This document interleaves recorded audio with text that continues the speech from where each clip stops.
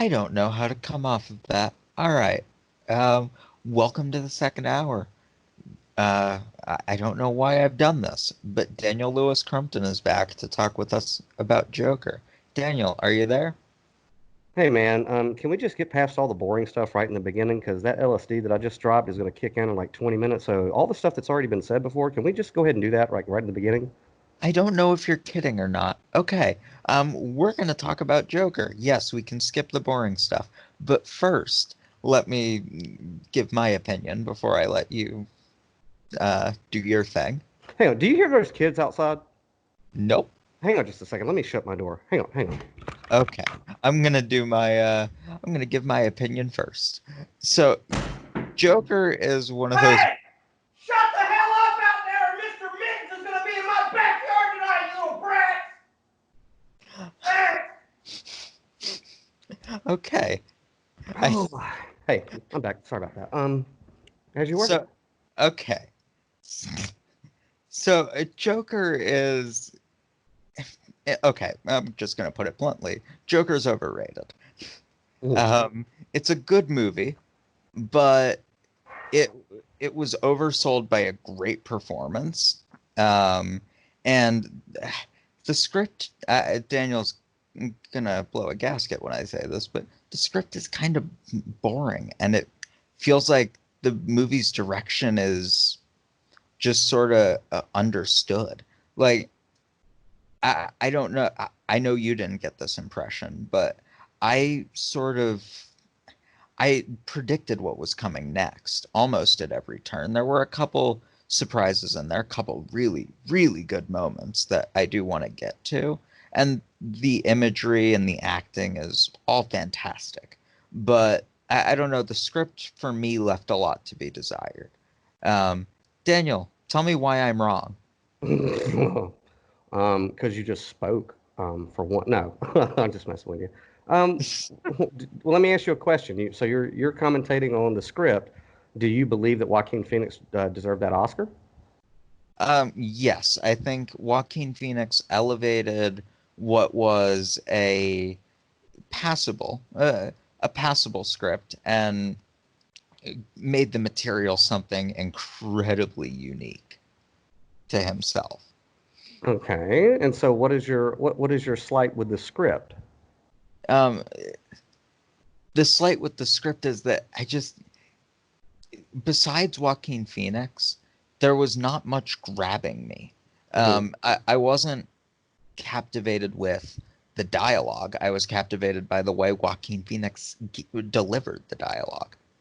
Okay. Now, is this coming from somebody who is a Joker fan from the comics or from other movies, or uh, are you keeping your opinion of this movie to this movie and the world that it creates?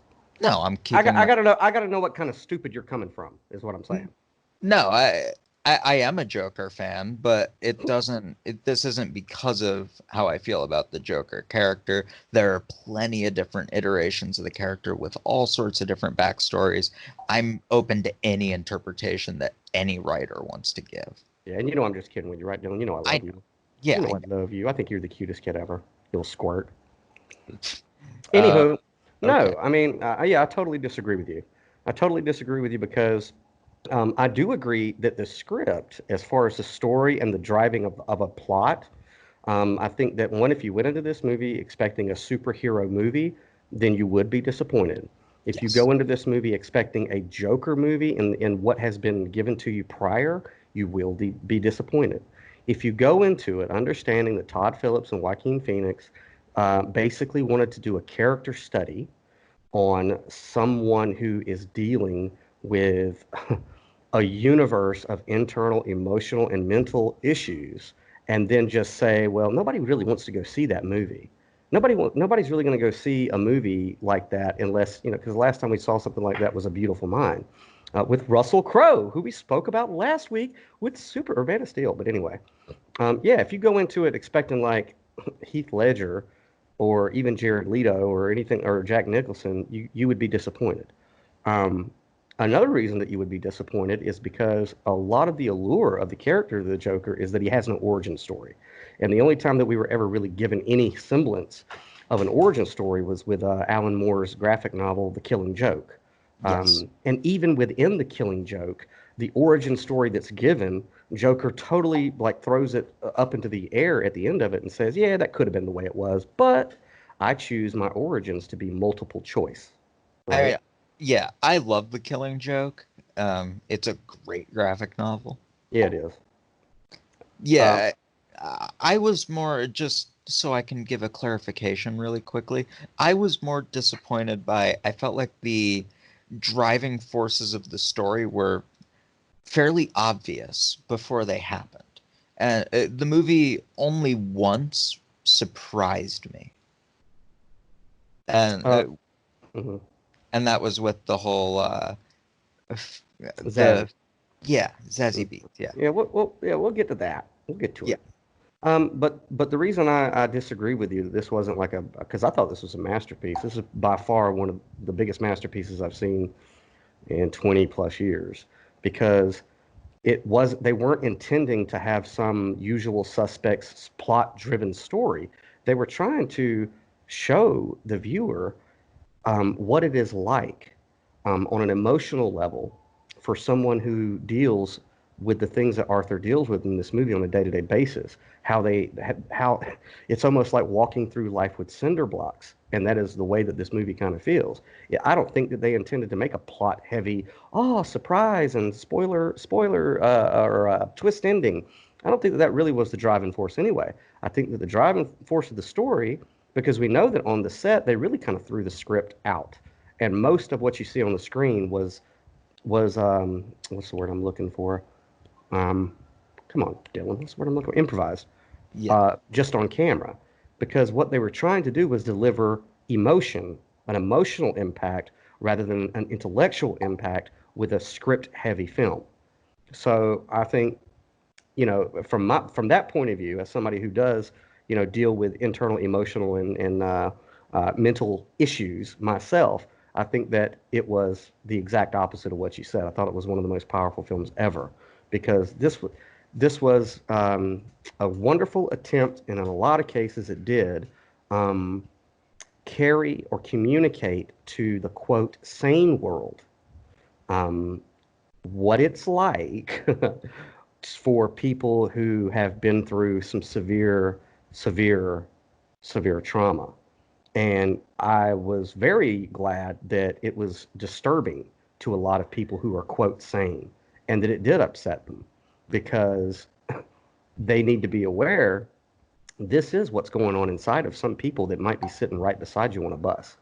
And it might behoove you not to perpetuate further trauma on this person by being a douchebag to them. Rather, try to walk in their shoes or at least give them a little bit of empathy so that they don't take the steps that perhaps Arthur Fleck took in this movie. So I think that in that, it was brilliant. And I think that he deserved a shopping cart full of Oscars for the way that he became this character. You know what I mean? I don't think he did like Jared Leto, which is stay in character all day. It probably would have drove him insane, literally. Um, but I think that the object of the movie, the mission of the movie, was to deliver an emotional film rather than an intellectual film. And if you view it that way, the whole very dense plot, the pushing of a very dense plot, which I do agree with you, the plot's very dense, but I think that was intentional. No, so uh, let me address a couple of those things. I agree. I don't think the intent was to make a plot heavy movie. And this is one of those cases where my subjective experience was just not as fulfilled because of the type of movie they were trying to make. I appreciate what they were going for, and I think in a lot of ways they succeeded. I still think a stronger plot and a more narrative focus would have been better, but that's ultimately not like I got a different movie than I like out of my stories. Hmm. And I mean, that's okay. That happens. There have been a lot of those brilliant films lately that just don't appeal to me because of how they're made. Dunkirk doesn't appeal to me because there's no character to latch onto. Joker doesn't appeal to me because it's all character. There's almost no there's there's no narrative. There's no real central conflict. It's just an atmosphere of conflict. I would highly disagree with that. Again, I would disagree with you on that because the conflict that I see, which is an important conflict, is the conflict internally of two separate identities within one body. One is the true identity, and at a very young age, that identity was slapped with a label, with a diagnosis or two, maybe probably more, and treated as if this person is ill, and then suppressed through pharmaceutical drugs. And so the actual, I mean, by the end of it, you know that the actual entity that's inside of this body isn't Arthur Fleck. His true, most authentic, free self is Joker. And through the suppression of pharmaceutical drugs, he becomes, or he becomes Arthur for most of his life. And you know, I don't know the name of the condition that he has where he shows one emotion opposite of the other, but it starts to manifest in the fact that when he laughs in the very beginning, it's quite painful for him. Yeah, so let me actually give the movie a bit of credit. That whole involuntary laughing bit Hmm. was really, really good. I loved that little detail. Hmm. Well, and it's the reason it's painful for him in the beginning is because this Arthur ego that he's been convinced to be in is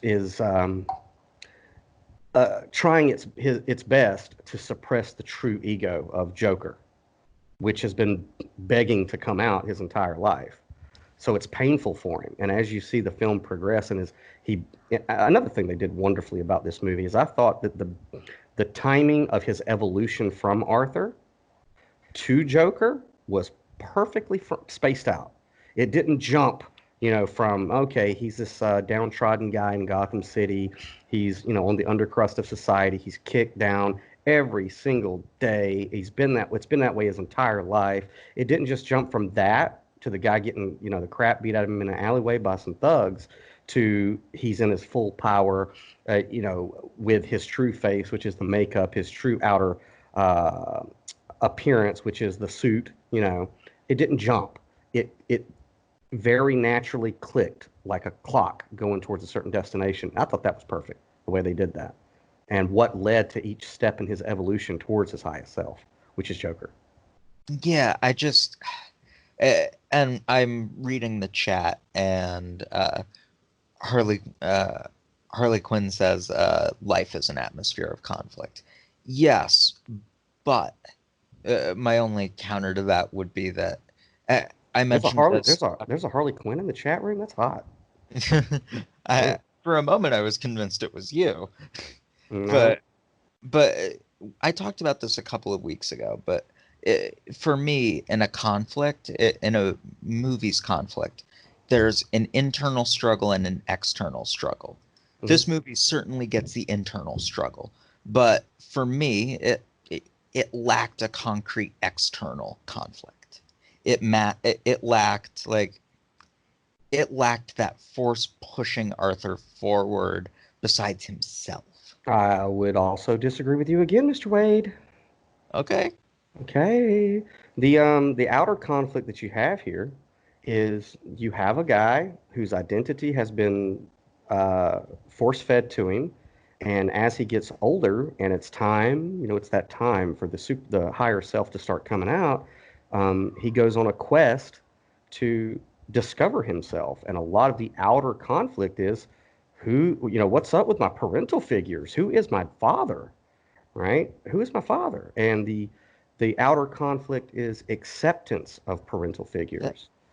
that see, I agree that that's a conflict, but that's not an outer conflict. That is an You're outer conflict. you're Those talking those about characters are outside of the inner conflicts of his internal emotional and mental conflicts. They're outside but of him. you're talking about the This external would conflict. go so much smoother if you just said you're right, Daniel. This would, but you're not right. Oh, okay. So you're the I have, external. you're so fun, Dylan. Thank you. You're talking about acceptance. The external conflict isn't necessarily. um, what am I trying to say? The external conflict you're talking about is still internal. He's trying to accept his parental figures. He's trying to come to terms with his identity. That's all still an internal conflict. And it's interesting.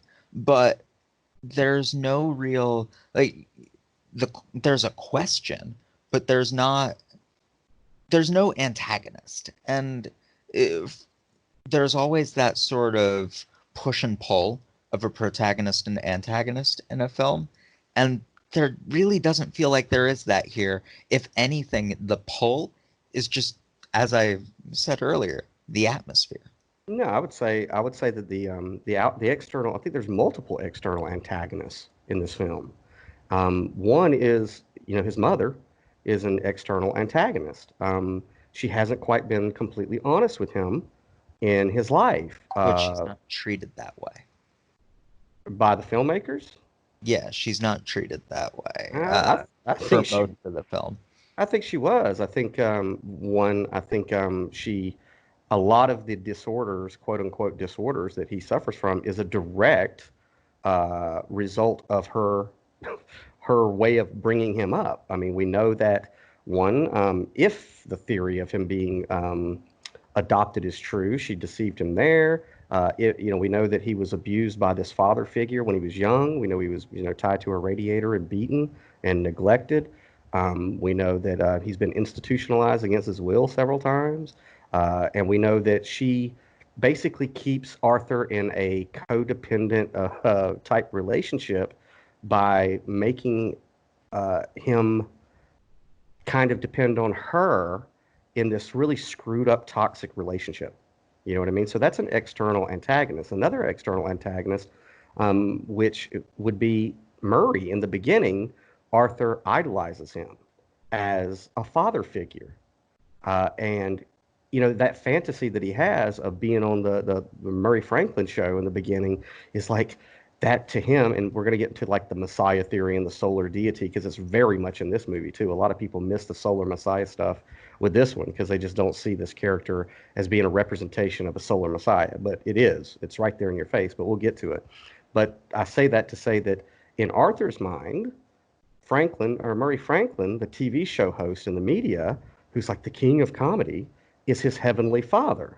And it becomes an external antagonist. Hang on just a second. I know you just was like, oh, I got to say some shit about that, but hang on. Another external antagonist would be Bruce Wayne, his earthly father, who, in my opinion, is his biological father in the confines of this movie. I think that was so. And through his rejection of Arthur, that is also antagonistic. So I think you got a lot of antagonists in this story outside of Joker. I just think that they're not going boom, pow, pop like in a comic book. So I want to address those, but good job on the King of Comedy if that was an intentional reference. Okay. It was. Good. So the mother. Mm-hmm. She is only treated as an antagonist by the writers in the scenes between Thomas Wayne and Arthur's confrontation and Arthur smothering her in the hospital. That is the only time in the movie that I feel she was treated as an antagonist. For the rest of the movie, she was sort of treated like she wasn't treated like anything. She just sort of was there. So, and then on Murray, he's almost not even treated like a character for the majority of the movie. He's treated like the reward at the end of a quest, almost. And yeah, I could see your point, but go ahead. He's not really he's a jerk, but being a jerk doesn't make you an antagonist. Being an antagonist, to me at least, means you are a direct force that is in direct conflict with what the main character is trying to do, what the protagonist is trying to do. And I feel like the real problem that this movie has in terms of an external conflict is that Arthur is going through a journey, but he's not trying to accomplish anything. He's just sort of going down he's going down a rabbit hole, but it almost doesn't feel like it's his own will bringing him down that rabbit hole. So there's no room to have an external conflict. Man, I don't know how anybody can be as wrong as you are about everything that is coming out of your mouth. So the protagonist is trying to do something. Now, because we're looking at an embryo stage of this character where he's in the beginning phases of becoming, after his transformation.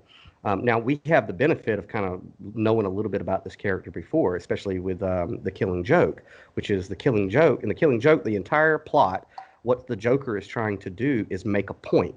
And what that point is you look at me like I'm insane, but I'm going to prove to you that everyone is one bad day away from being me.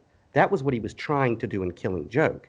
In this particular movie, which is like in the beginning when he's just coming into his own, his point isn't as a lot of people who arbitrarily throw a bunch of diagnoses on the character like narcissism.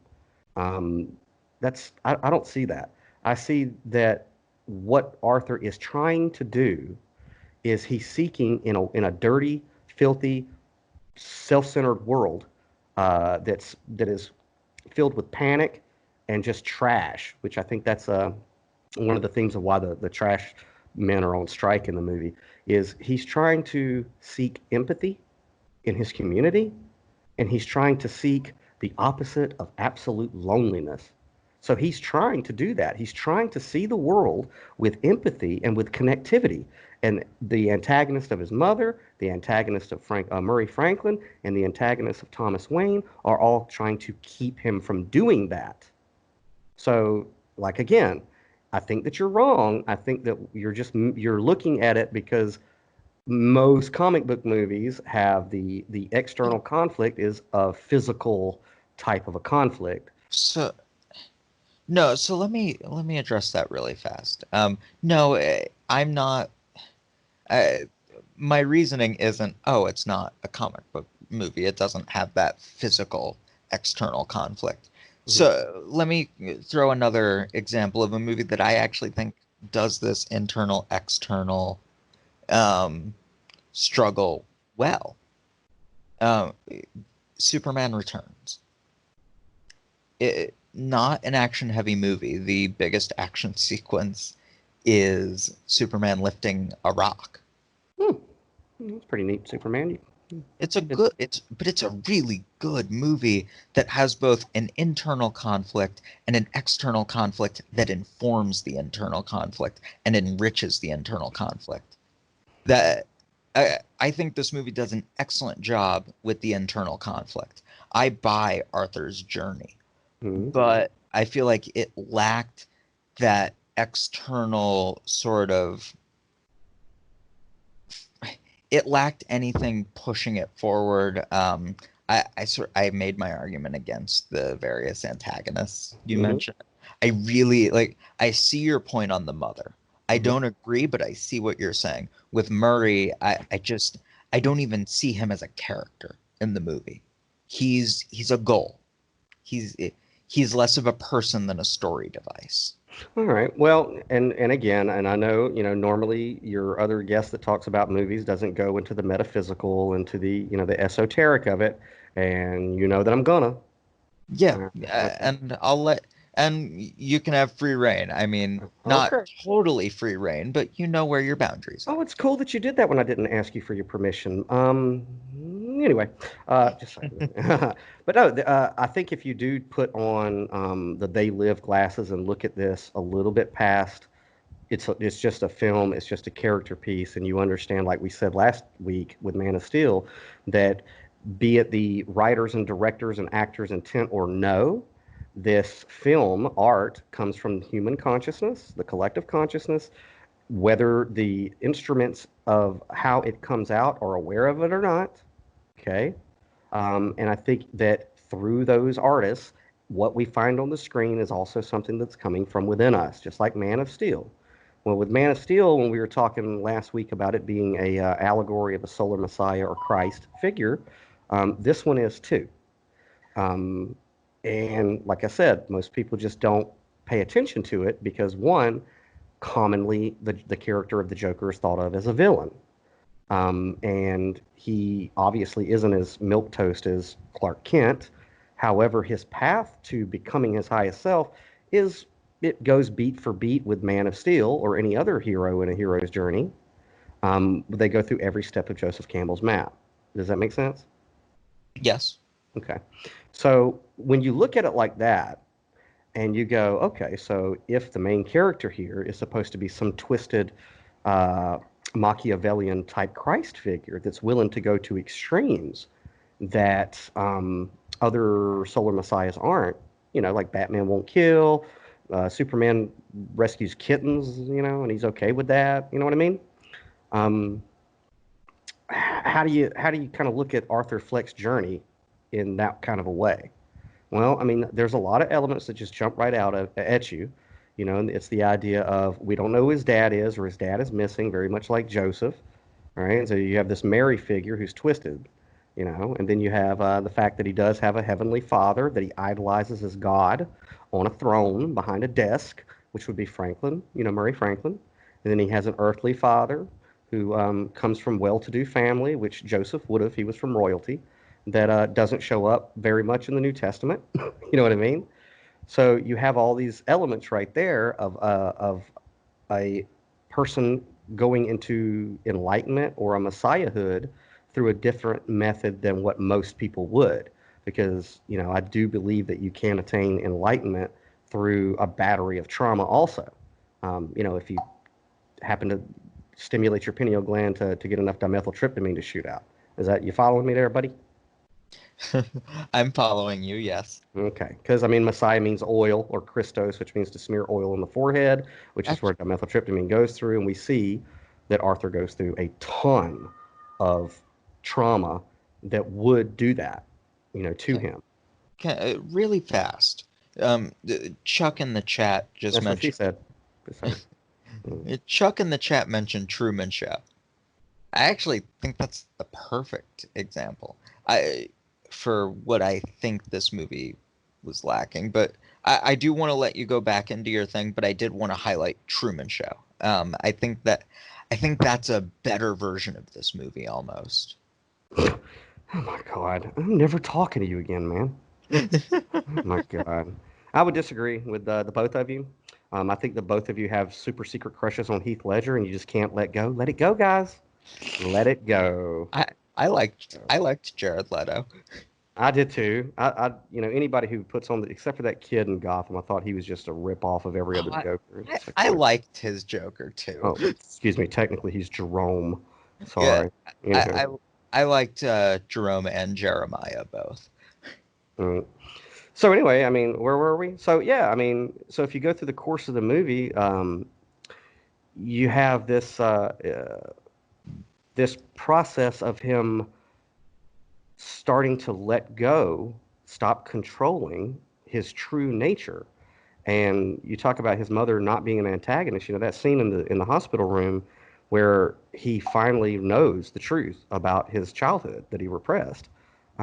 He tells her, he says, "You told me that my condition was an illness, but the entire time, that's really who I am. And because you put that on me, because you made me believe that I was sick, it's made my life a tragedy. And now I choose to realize that the identity that you and others put on me, that you forced on me to make me believe I was sick, to make me pop these pills my whole life and suppress my true expression, because of I'm choosing to look in a different angle at this, my life is now a comedy." So in that moment, and we do this too, we rewrite our history, which also echoes the Killing Joke when Joker says, "I choose my past or my origins to be multiple choice," because your past or the past, even history, is subject to your perspective. You following me there? I'm following you. I, I, so I do actually think there's a question of, I think he was actually just crazy, Daniel. Well, we're all, I mean, look, if you're in 2020 and you haven't been forcibly committed at this point, I question your sanity. I'm just saying. You know what I mean? That's just me. Just say it. I think there is something crazy about Joker, and Yeah, it's passion. He's very, very passionate. You know what I mean? But sure. but no, and like another scene that I thought was brilliant was I know that Joaquin Phoenix did it like it was an improv. I know it wasn't in the script, but the scene where he gets inside the refrigerator, I thought that was Yes. so symbolically brilliant, and I use that expression now. I came out of the refrigerator because if you really look at it, the movie is about transformation. It's about going inside of a chrysalis, like any other movie about transformation or story about transformation. And it just happens that Arthur Fleck's cocoon is a cold, dark refrigerator because when he goes in it, something else comes out of that refrigerator, and that's when we really start to see the true higher self of Joker coming out. And that's when most people who were they were with him up until that point in what he was doing to defend himself, because him killing the Wall Street guys in the subway, a Yeah. lot of people were like, that's a little far, but I probably would have done that. But then as he escalates more and more, a lot of the audience detaches from Arthur, and And they go, that's too far, bro. I mean, frankly, rightfully so, but I don't know. You think? You ever been in his shoes? You ever no, been there? but Okay, well then there you I, go. I'm still though, too far. Tell you what, walk a mile in that guy's shoes, and then you might come back with a different opinion of if he went too far.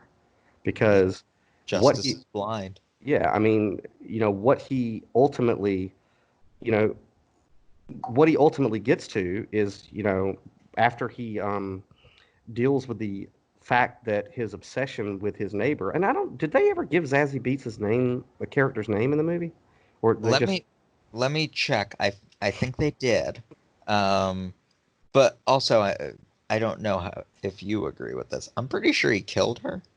Well, and me and a friend of mine were talking about this concept called Sophie. Sophie, haha, Sophia, right? Yeah.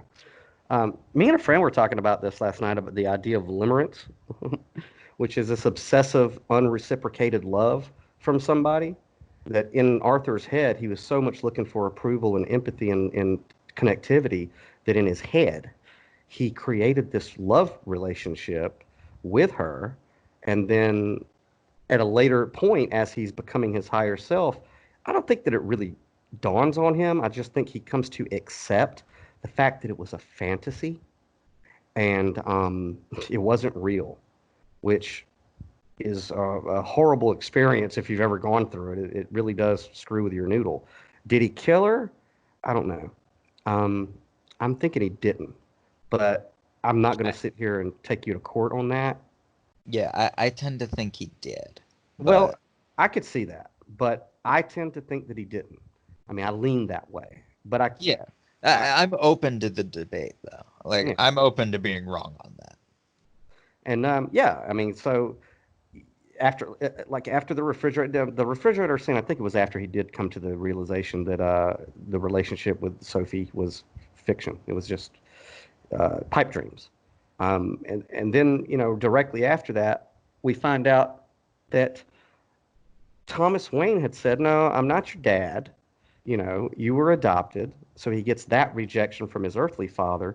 And then after the refrigerator, when he's in his mom's room looking in the mirror, putting his white face on, he sees that picture of his mom and turns it over.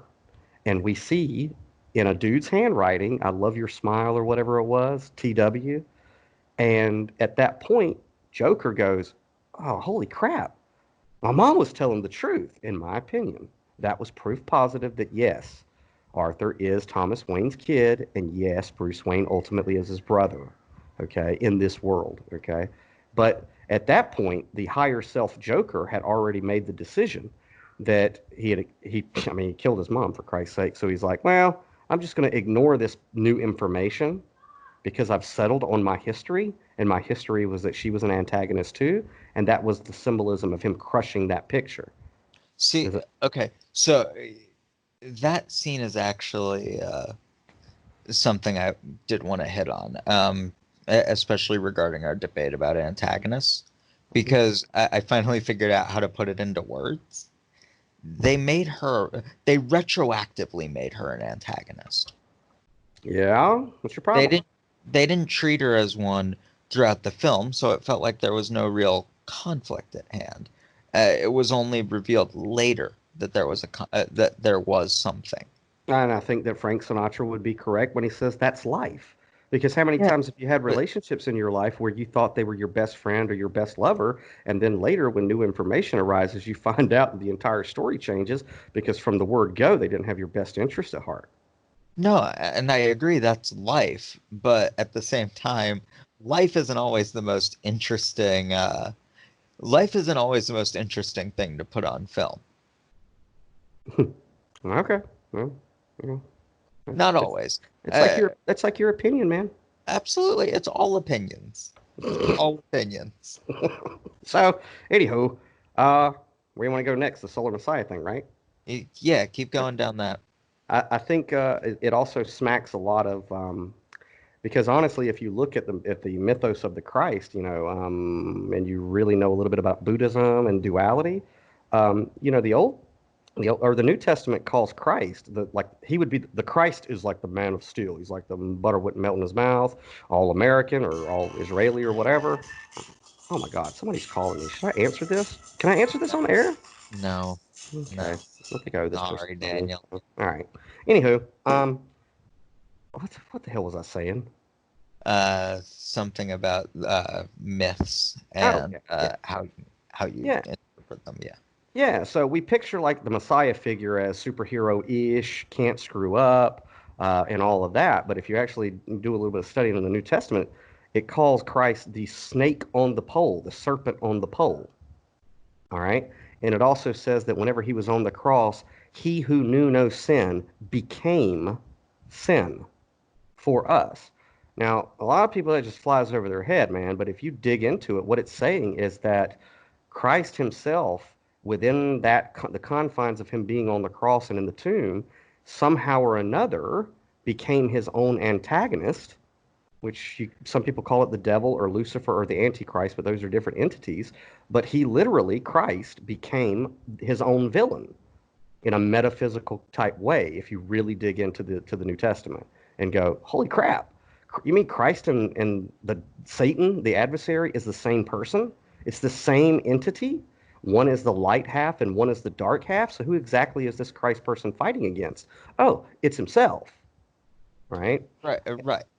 Hence the internal conflict we've been talking about. Right. And I think with Joker, they show the same model, but in reverse, right? That in the beginning, the character of Arthur is more like he's a good guy, he's a nice guy. And because of the rejection of him being a nice guy, he ultimately says, you know what? Just like when he finally gets to the throne room with Murray, his heavenly father, who he's idealized. When he finally gets there, he tells you that ultimately his goals are positive, which is it just me? Or is it getting crazier out there? Everybody out there is just awful. They don't Now, talk to anybody. They don't listen to each other. They walk right over each other. And so that's a noble thing. Unfortunately, because his the validity of his message is just ignored because he's just Arthur Fleck. He has to go to an extreme to get people to pay attention that that is the way that he sees the world. So he's like, oh, you know what? I think the world is awful, and something extreme has to be done to get other people to see that it is awful before some type of a change can occur. so So yeah. go ahead. So I do want to get something. I do want to talk about the ending a bit. Mm, The You're talking about how he has to go to extremes to get his perspective out. mm, But there is a question, and I think I know how you're going to lean on this, of what happened at the end? Did any of that actually happen? I think every Uh, bit of it happened. Yeah, I don't uh, think. Yeah, yeah, I don't know. I hope it all happened.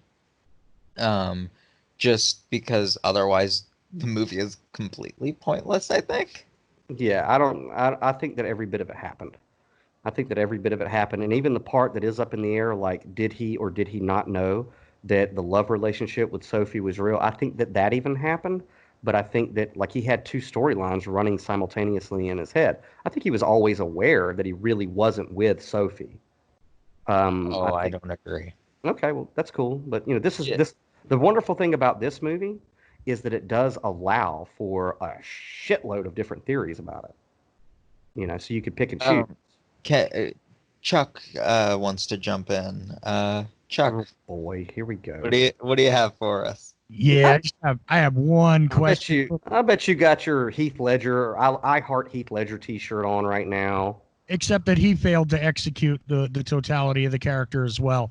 Anyway, back to it. The question is this for both of you, because one of you says, well, I hope it all happened. The other one says, oh, it all did happen. When you have contradictory things that could not possibly exist in the same universe, are you going to give me the Joker multiverse version here, or are we going to talk about the fact that maybe sometimes people that really do suffer from damage see all kinds Uh, of things in the universe that aren't really there, and then create fantasies in order to cope with their misreading of the universe because they have been actually crushed. And yeah, that does occur with people that are actually damaged or truly ill. And maybe we're just going through somebody's mental illness and their fantasies so that they feel some level of significance. Because how is it that he loves her, doesn't know her, maybe killed her? How is it that he saw the doctor, didn't see the doctor, maybe did these things, maybe didn't? It's all over the place. And quite frankly, the only solution I come to with it is that it is on some level at best, a mixture of fact and fiction from the character's perspective. At best, at worst, it is nothing more than what is it, a 2 hour long delusion? In which case, yeah, none of it occurred. This is where I come down because of the contradictions, and neither one of you said, well, there's contradictions here. So how does this function without a multiverse? And that's my question for both of you. I think so that go ahead, Dylan, because I'm cooler and what I have to say is going to be so much more awesome than you. So we'll make everybody wait. okay, if that's how you feel. Yeah. But Not a no, narcissist. I just play one on the radio. Yeah. of course not. Yeah. No, so some of it obviously did not happen, in my mind at least. He did not have that relationship with Zazie Beetz. Obviously, that wasn't a delusion. When I said I hope it all happened, I meant the final scenes. I Um, think. Oh, go ahead. and I very much accept that it is a strong possibility that Arthur imagined that whole thing as a response to the trauma. That is certainly a possibility, and in its own right would make for an interesting story. But for the purposes of what they were going for here, I hope that the ending was not a delusion in Arthur's head, because otherwise you lack that sort of pop for all of the struggle that you've seen internally throughout the movie. I Well, think. it would thoroughly explain plot convenience, police car Yes. crash, and everything else, and a lot of the other plot convenience points that are rather fascinating. Also, Oh, yeah. somebody didn't kill themselves having to walk up and down those steps every day to begin with. Kind of just sort of a miracle, given that we have to accept that there's some mental disorder going on here, whether it is trauma-based programming or related to a completely delusional fiction in the guy's head, or whatever level you want to come out on and call it what you will. It's almost amazing that he didn't kill himself or attempt to, quite frankly, long before most of the movie happens. So, Daniel, you remember my question? I do remember your question, and I think that this movie screams in your face of a multiverse. One of the main reasons I think that is because every clock in the movie is 11 o'clock. Every single movie. So I think that it was very intentional that this was also supposed to include some type of a multiverse, even though it wasn't done in a Marvel type of way. And the reason I say that is because I subscribe to the theory of the character of the Joker that he's not insane, but he's super sane, which is more sane than sane.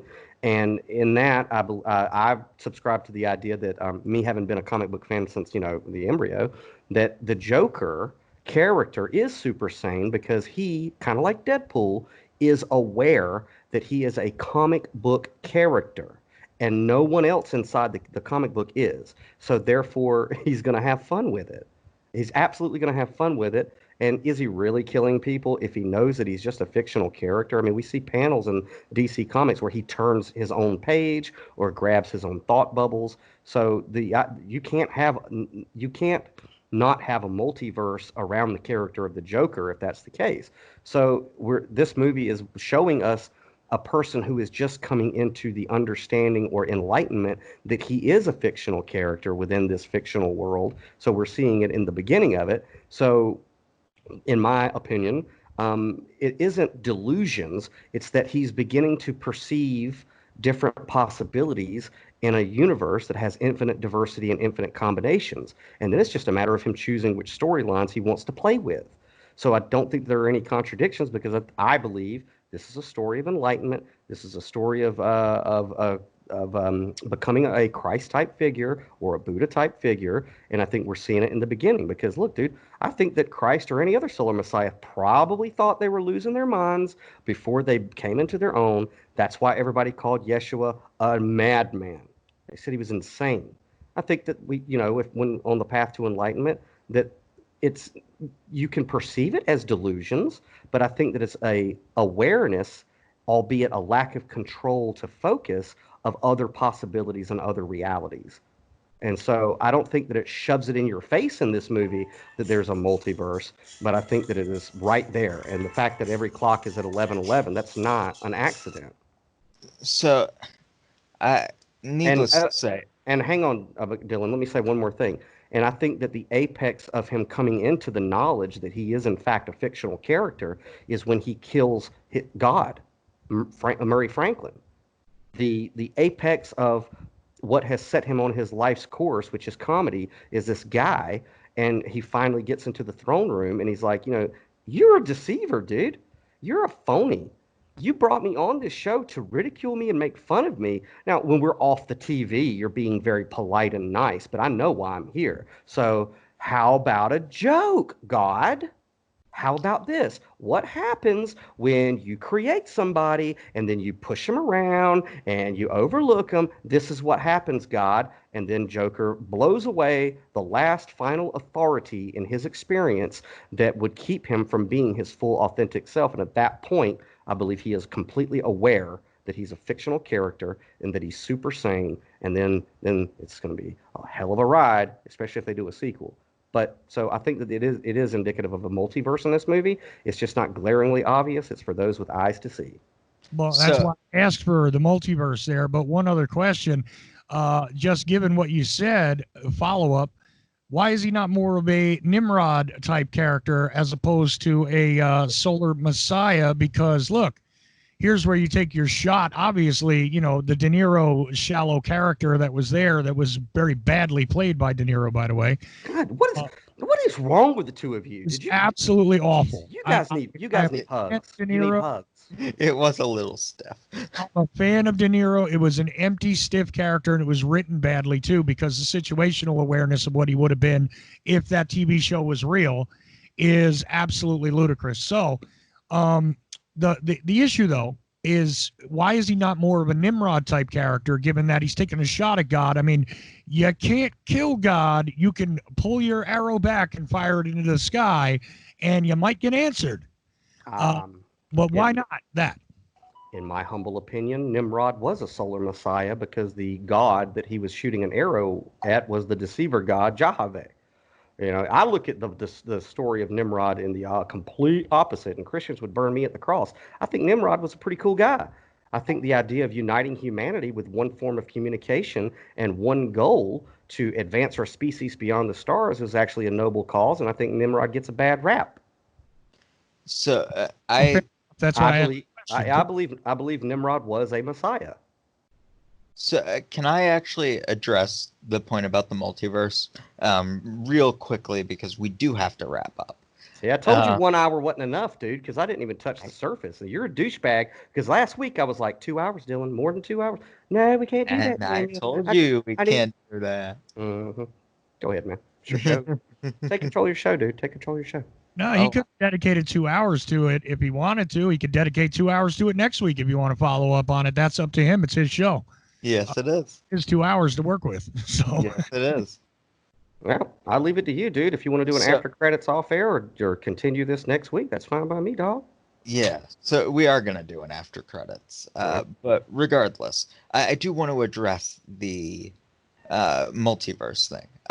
I don't agree, and I don't think that was Todd Phillips' intent. The No, but comments that were it was the collective consciousness's intent to do it through Todd Phillips. Beep, beep, beep, beep. um, Todd Phillips' comments after the movie, ever since, have hinted more towards this whole thing being a delusion of Arthur Fleck's. Well, Uh, it's a good thing that art is like beauty Yeah. is in the eye of the beholder. Absolutely. But I'm just going off of the intent, and I also didn't see the multiverse. I didn't notice the clocks were all 11:11. I'm gonna have to go back and take a look at that. That is interesting. Mm-hmm. Very Um, interesting. but with our last 5 minutes, before we go record more, that will be uploaded to the Popcorn Politics YouTube channel. There are no videos up there yet, but there will be shortly. Um, eh, Final thoughts on the movie. Where can people find you? Georgia. Mhm. Um, Online. Final thoughts of the movie. Let me get to that first. I think that it is a Solar Messiah story. I think that to really accentuate that it is the ending after he kills God, when he is being hauled off, and his disciples rescue him. They pull him out of that police car, laying in state, like his tomb, and they lay him on the hood, and there's a resurrection at that point where all the blood inside of his mouth spits out, and all of his disciples are, get up, rise. They're telling him to rise with all this fire around him. Everyone is wearing clown masks. Finally, the established order or the status quo, due to his extreme actions, has caused some type of a revolution, and he's no longer alone, and he sees that people empathize him. And as Todd Phillips zooms in to the most epic scene in movie history, that last scene with that beautiful score and the beautiful imagery, right to the left of the screen, you see a laundromat or a liquor store called Sunshine, and it shows a rising sun. And then when Joker finally gets up on his feet, he holds his arms open in a victorious sign of the cross in front of his disciples as he is risen.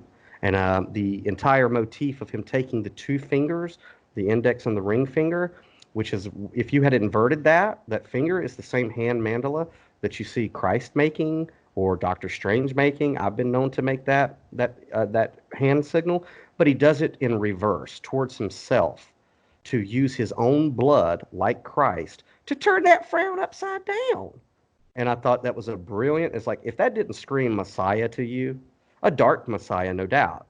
But you can't tell me that Todd Phillips, in his wisdom, was like, yeah, let's oh, that says Sunshine Liquors or Laundromat over there, and we have Joaquin Phoenix with his arms outstretched in a victorious resurrection to his disciples. So it's like, duh, the metaphysical implications are right there, but it's just speaking to an audience that experiences that type of thing through mental and emotional trauma their entire life, you know. Yeah. So S- you know, So, and the rest of it that I have to say about it, we can do in the after credit show, you know. But so where where can people find you online? I know you have a website. I know you have a book. yeah, books then came the flood. You can find it at Amazon.com, Barnes and Nobles, Books a Million, all those places. Um, you can find me at downloadedcontent.com right now. And of course, I'm working on zenonthecard.com. It'll probably come out this month, I'm thinking. So you'll be able to find me there. And you can find me on the Facebook, not often anymore these days, because, I get dopamine from elsewhere. and don't like hanging out with narcissists that much, like for real narcissists. And Facebook is kind of like a narcissist machine, a whole factory there.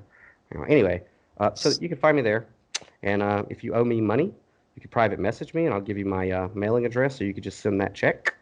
But that's where you can find me. Oh, yeah, you could also find me messing around on live chat with canasense.com.